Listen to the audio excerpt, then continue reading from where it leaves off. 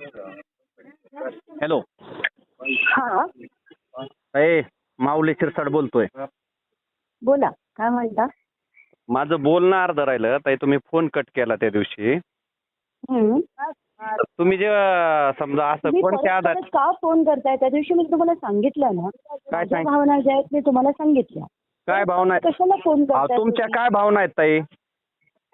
नाही नाही, मी आम्हाला काय भावना आहेत का नाही? विषय- तुमच्या भावना आहेत. अहो अख्ख्या आमच्या समाजाच्या भावना दुखल्या ना. अहो 3 पिढ्या झाल्या आमचा समाज ऊस तोडतोय ना. कुठल्या भावना दुखवल्या मी? समाजाच्या भावना- मी कुठे काय म्हंटलय? अहो समाजाबद्दल नाही, तुम्ही समाजाबद्दल नाही म्हणलात तर काय म्हणलात?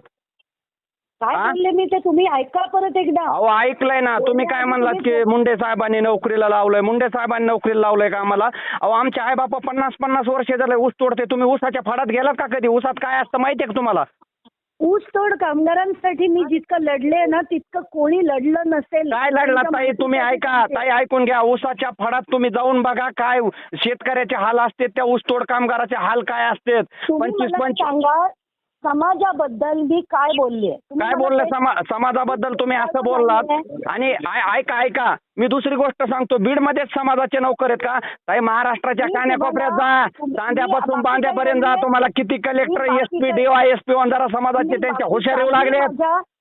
परळीमध्ये जे सगळे अधिकारी आहेत ते सगळे एकाच समाजाचे का?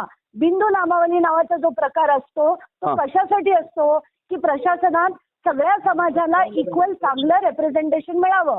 पण तसं होताना परळीत दिसत नाही. हा त्याच्या मागचा माझा उद्देश होता. तुम्ही तसं बोललेला नाही ताई. सरळ सरळ तुम्ही सांगितलं की वंजारा समाज हा कसा नोकरीला लागला आणि मुंडे साहेबाच्या काळात लागला आणि मुंडे साहेबांनी पोलीस केलं.